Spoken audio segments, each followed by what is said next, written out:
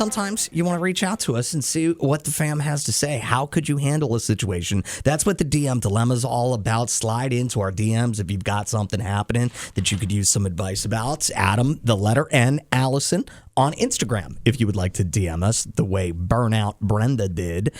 She says, I could really use some advice. I've been at my job for 2 years now, and no matter what I do, I'm always overwhelmed. When I first started, I figured once I got more comfortable, I wouldn't be so overwhelmed. But no matter how hard I work, I always feel behind. I make sure my focus is on work. I often stay late, and I'm still stressed out. Is it me? Am I dropping the ball? Or is there a way I can find some middle ground when everything feels urgent? How can I stay on top of it all without burning out? 601-995-1017. Allison, let's start with your advice for Brenda. I want to address her final question first of how can I stay on top of it all without burning out? You can't. And Brenda, just because this is something that has helped me immensely, like there are so many different types of therapy, especially nowadays, that you can look into. And like therapy has helped me so much with this. There might be a bit of perfectionism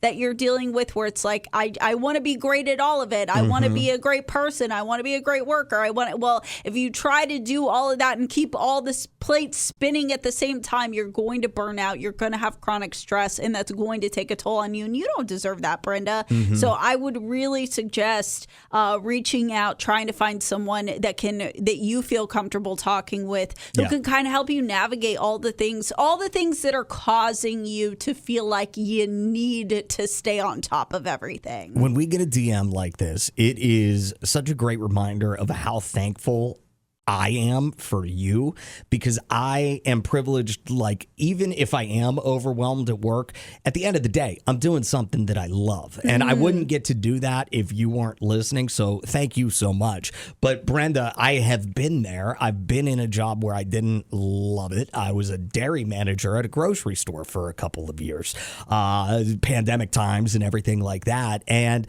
honestly, the only thing I could say to you is to stop caring. Like, I didn't care which way my yogurts faced. I didn't care if there was expired stuff on the shelf. I was not a great employee at that job. I understand it, but it's how I kept myself out of an institution. I'm convinced, because if I would have been obsessed, like my brain wasn't wired to work like that. Something about it, I just couldn't do it. So I didn't care. I didn't care really what the shelves looked like. I didn't care. They weren't going to fire me. Like, I wasn't making that much money. Like, I knew that.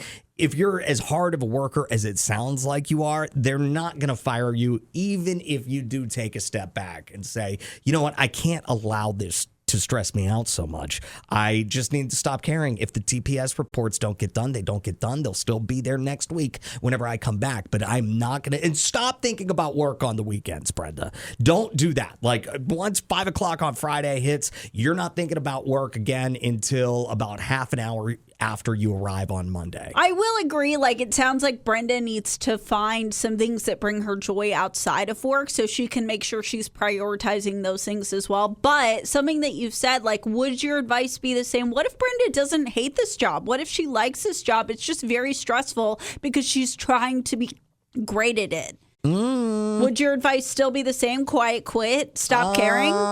Yeah, I think so. Okay. Because if you're this stressed out, even if you love the job, you're going to hate it eventually. That's a good point. point. And then you're stressed out and overwhelmed at a job you hate, and that's no good either.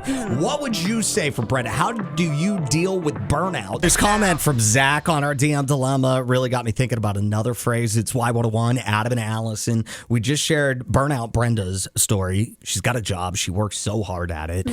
And she's constantly overwhelmed. Yeah. She thought in the beginning that was just because she's brand new. Right. But turns out she's still now 2 years later, completely stressed out, completely burned out. How do you handle burnout? And Zach says on the Adam and Allison Facebook page, that place would replace you in a heartbeat. Why stress over it? Do the best you can. Life's more than that. And have you ever heard the phrase, your job will be posted before your obit. Yes. They're going to post they're going to try to find your replacement before they recognize it. And not to be morbid, but like if you die, they're going to need to replace you immediately. Yeah. And that'll be that. They need those workers. 601-995-1017. What's your advice for Brenda, who's all burned out? So I do love Chloe's advice. She says Brenda needs to relax. All right. Me personally, if I feel my mental health shifting just a little bit, I'm going to call it out. We were not born to work and then die. She's got to dip into her self-care bag.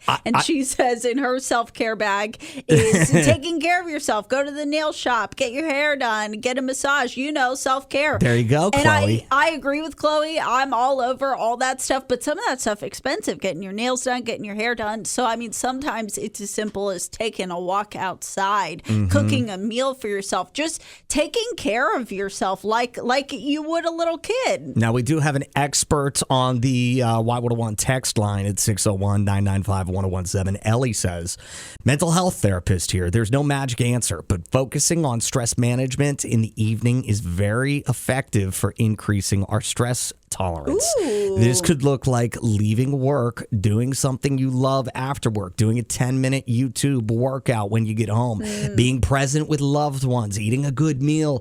To learn more about this, read Burnout by Emily Nagoski.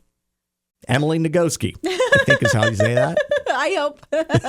Thank you for that. I'm so glad that we had a mental health therapist chime in on this, though, because, I mean, there's an expert. Like, I could tell you to stop caring so much until I'm blue in the face, but I'm not a professional. Right. That is great. Shonda also has some great advice. She says, use your PTO. Whenever I get stressed out, I shut down temporarily, and do not disturb is your friend. Good Let point. work be at work. Good point. Somebody said to me once, and they were worried whenever they said this to me that I was going to take it the wrong way. I took it the total right way. Oh, good. And they said no one is going to care as much as you are.